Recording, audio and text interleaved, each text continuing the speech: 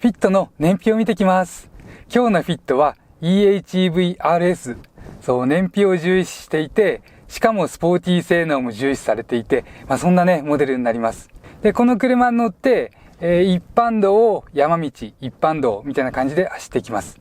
やっぱりね、そう、車に合ったコースということでね。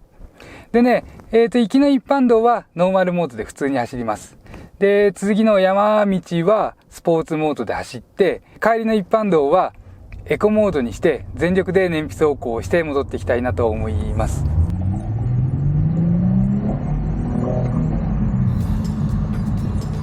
フィットのハイブリッド EHEV-RS を3つのステージで燃費見ながら走ってきて平均を求めます。道中は山道走ったり、フィットのことを話したり、というかね、レビューの方が中心だったりもしますので、途中もご覧いただけましたら嬉しいです。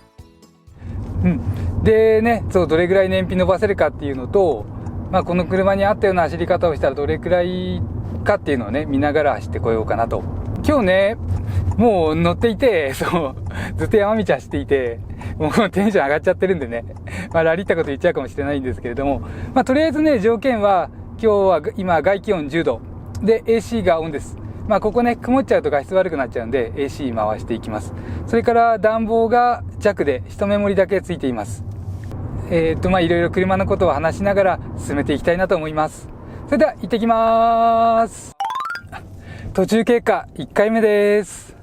現在の燃費は、15.1 キロ走って 22.3 キロでした。そうね、ちょっとWLTC モードのカタログ燃費には届かなかったのと、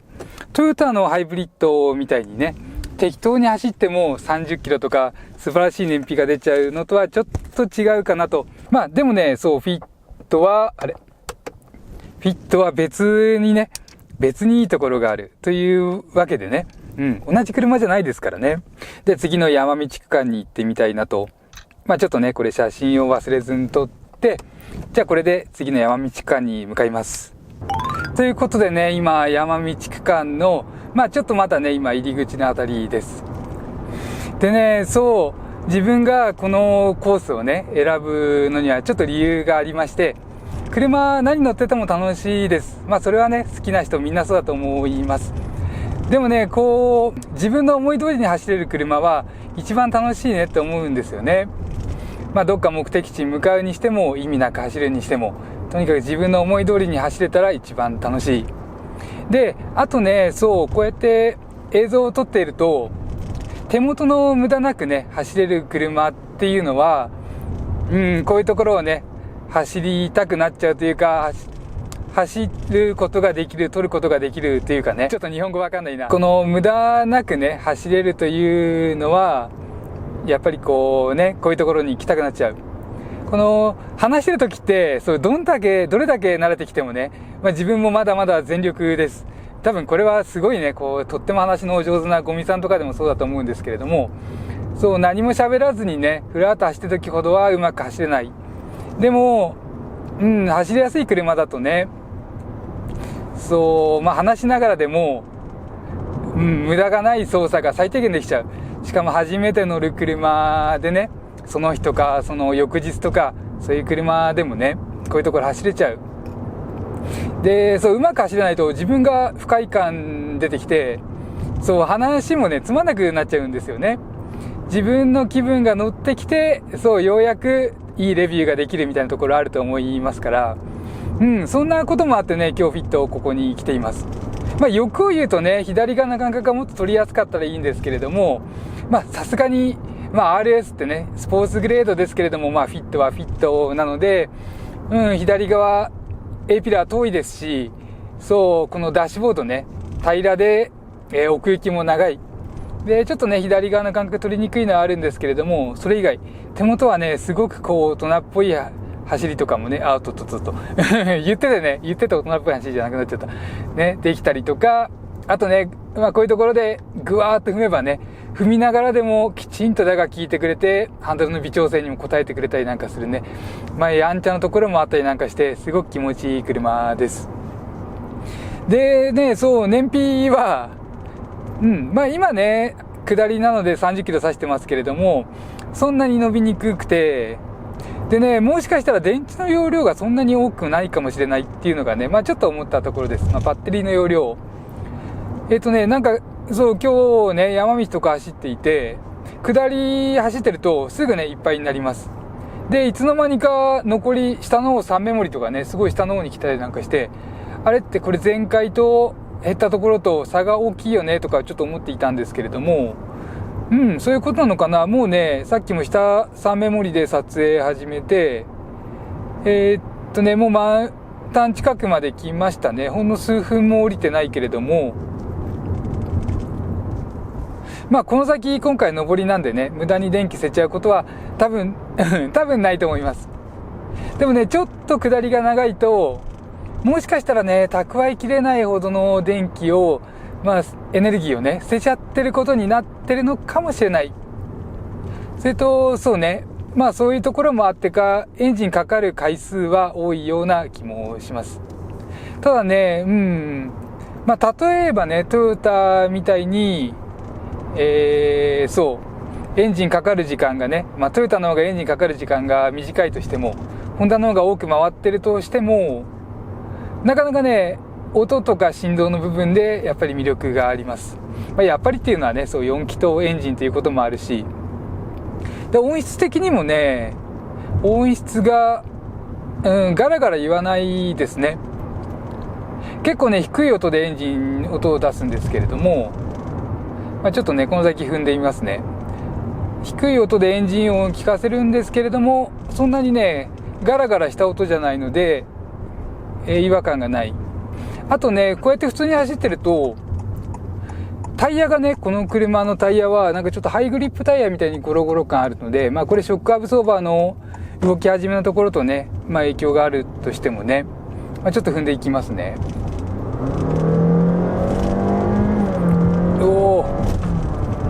おー、すごいね。結構ね、パワフルで、コーナーの立ち上がりなんかでもね、ちょっとこれトルクステアじゃないのみたいな感じで、そう、ハンドル取られたりなんかするのもあったりなんかしてね。こういうやんちゃなところが面白いですよね。で、そうで、すごいこれ飲んでテンション上がっちゃって、で、何の話してましたっけ？音ね、ステップ制御するからいいとかじゃなくて、振動が少しステアリングに伝わってくる程度で、あとよく抑えられていて、音質もガラガラ言わずにボーっていくような感じかな。そう、この辺いいですよね。あとね、もうハンドリング楽しいのは、これはちょっとね、別の動画で触れます。もう、触れたくてしょうがないけれども、ちょっと今ね、燃費の動画の途中なので、で、バッテリーはね、今ね、真ん中を指しています。で、乗り心地はね、全然、こういうところ以外は、思ったより大人、動物がいた。こういうところ以外はね、大人。で、この辺はね、ちょっとゴツゴツくる。で、リアシートの方がこれゴツゴツ感が強いっていうのはね、ちょっとそこだけ言わせていただいて、あとはそうね、あれ？ここ信号機だ。そうね、あとは無駄なく走れて、無駄なく走りやすいって言った方がいいか。燃費走行っていうとね、ハンドルの切る量ってね、結構重要です。ステアリングをね、いっぱいこうやって切ると、これはブレーキかけてるのと一緒になります。タイヤのフロントタイヤが横を向いて抵抗になるので、それは抵抗がブレーキになる。ステアリングブレーキなんて言葉でもね、使われますけれどもね。無駄なく走る。喋ってるとね、もう完璧にはいかないですけれども、無駄なく走りやすいっていうのかな。これはね、燃費にも切ってくるって言ったところですね。高く小さく走ろうとすれば走ることができる。で、あと何触れていこうかなというとね、オートハイビームをちょっと触れてみましょうか。オートハイビームね、右手側のスイッチはオートの位置にしておくとね、ハイビームもオートの状態です。メインスイッチはね、こっちのナビの方で切り替える形になるんですね。ちょっとね、ごめんなさい。段差あれなんで、嫌なんで、減速しますね。少しね、減速したくなっちゃう。ちょっと車がカチャーンっていうこともあってね、車が少しかわいそうになっちゃうかな。この辺で終わりなので、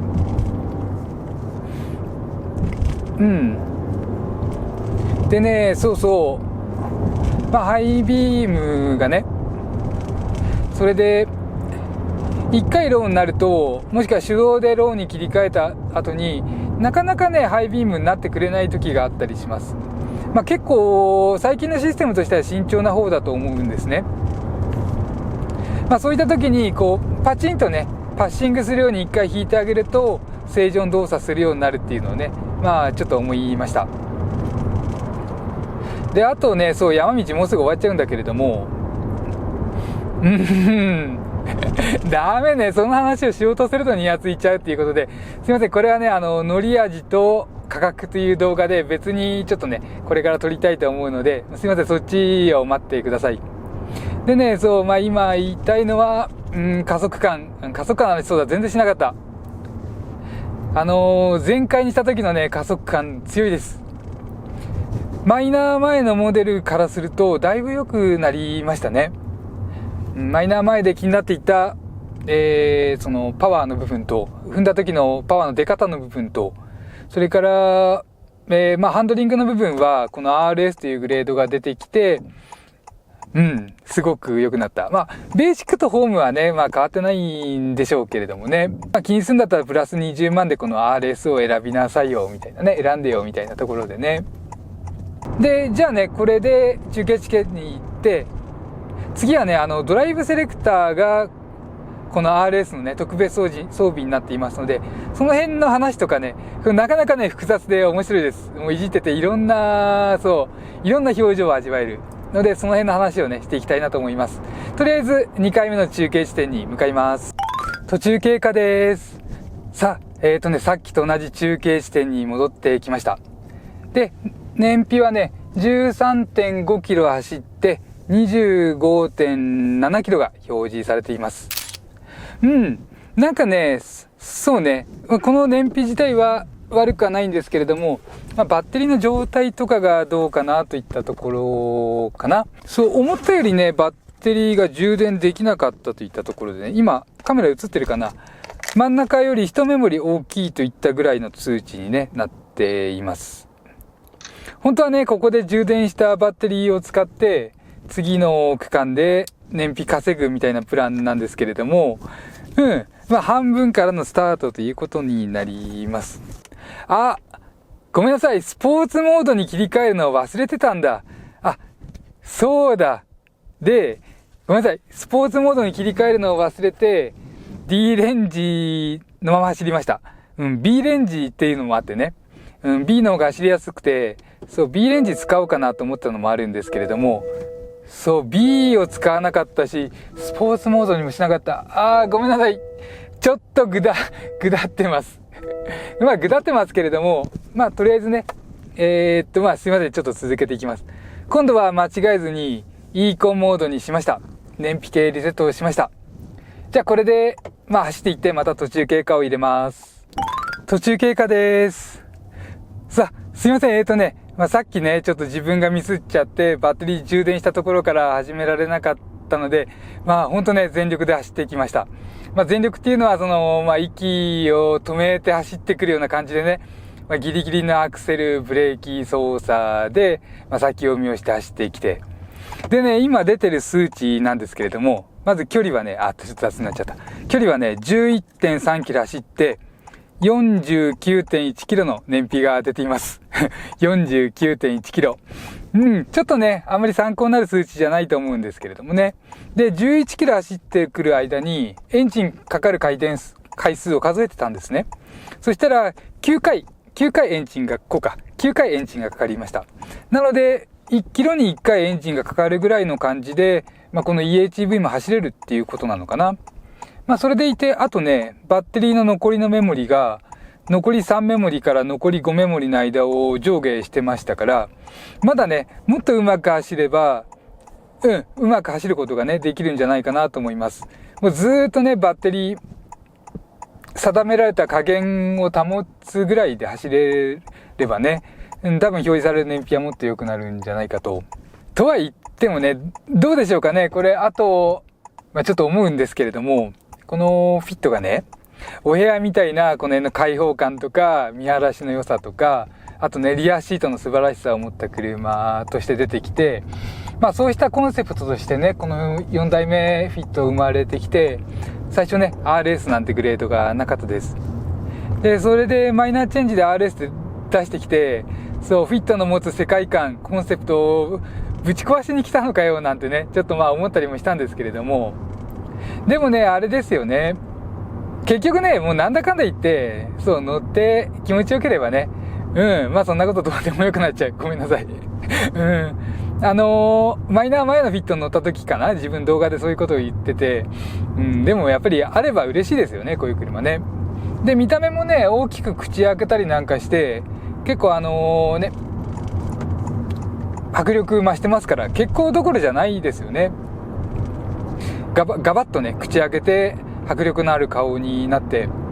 差別化されて、でホームよりね20万の値段値上げということで、いい商品企画ですよね。今ちょっと長くエンジンかかってるかな。エンジン止まった。であとねドライブモードだね。ドライブモードね、この RS の専用装備になっています。ベーシックとホームとか普通のフィットが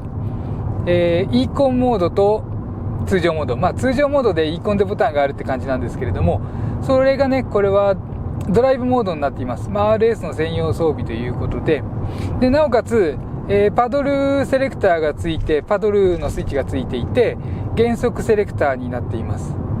でそれプラス B レンジというのがねあったりなんかして、ちょっとね複雑かつ面白いのでこの辺り触れていきたいなと思います。無駄が出ちゃったね。ちょっとブレーキ強くなっちゃった。でね、ドライブモードのセレクターは見えるかな、ここにあります。すごいね、手が届きやすい位置でこう切り替えができて便利ですよね。こんな感じでね。ここ普通のフィットですと、ここにメーターの照度切り替えがあったんじゃないかな。いい位置使ってますよね。で、メーターの照度切り替えはこれですと、この中のね、設定項目から行うようになっています。くるくるっとね、回すだけでできます。で、ドライブセレクターなんですけれども、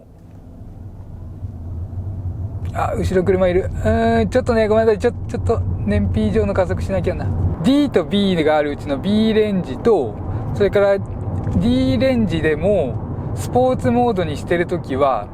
車が停止してる状態から減速セレクターをね、調整できます。4段階に調整ができるので、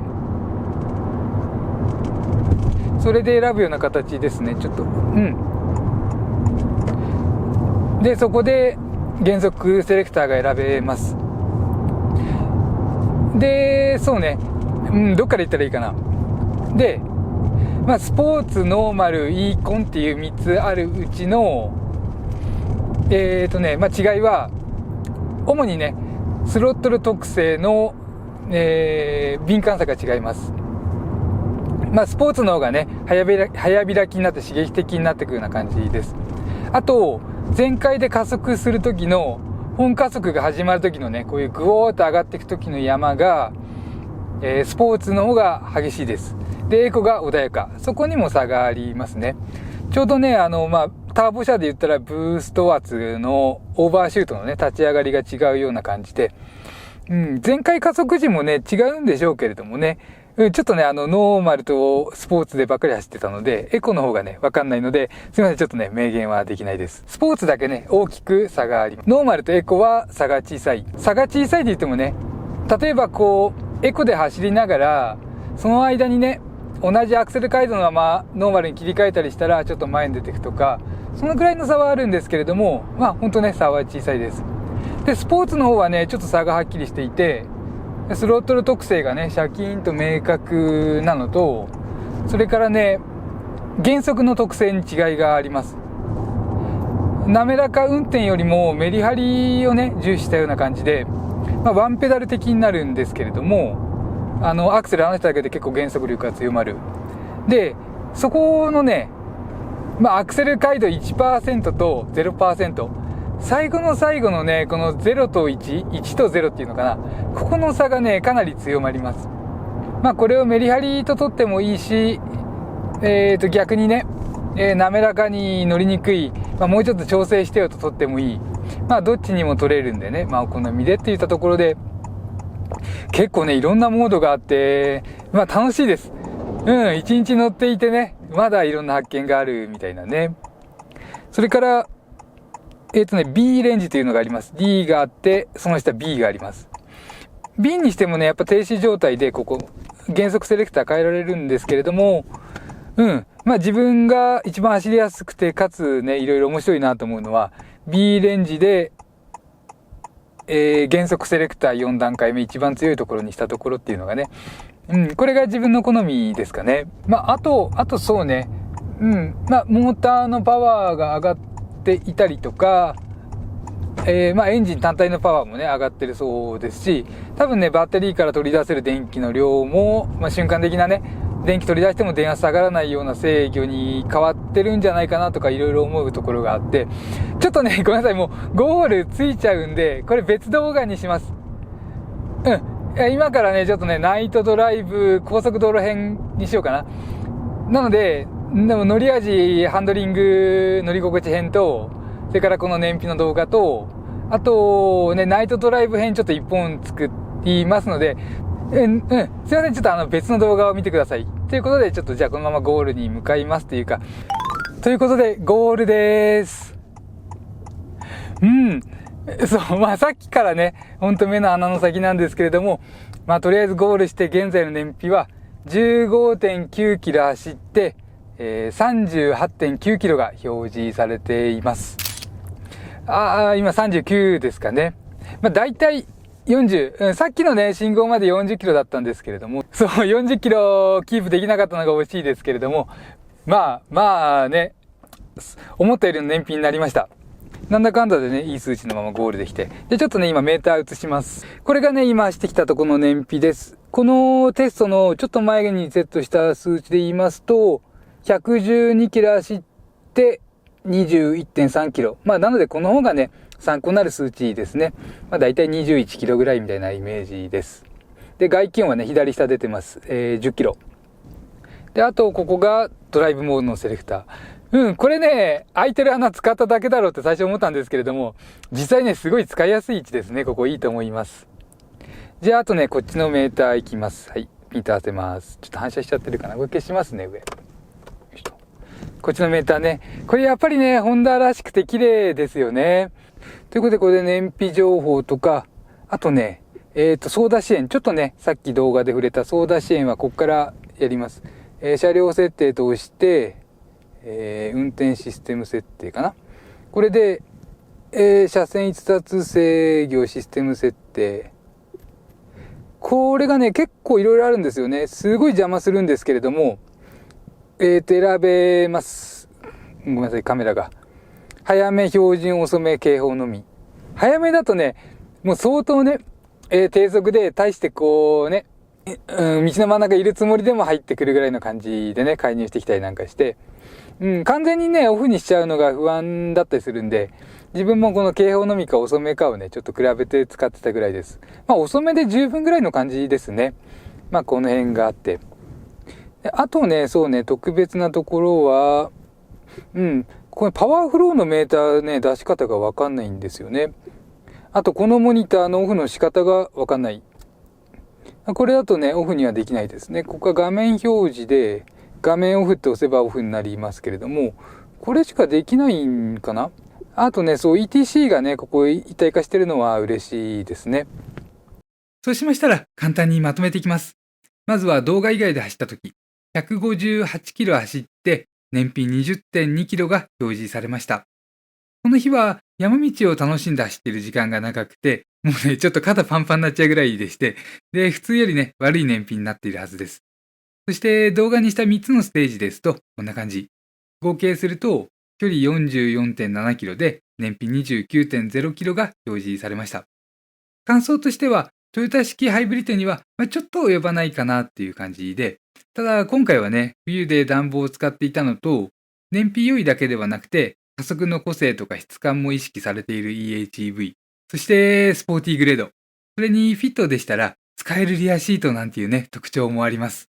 燃費の良いスポーティーグレードで、お値段もそんなにバカ高いわけではなくて、リアシートも使えるコンパクトカーっていうと、貴重な選択肢とね、考えられます。もうフィットしかないんじゃないかなって、このフィットの EHVRS しかないんじゃないかなっていうね、気もします。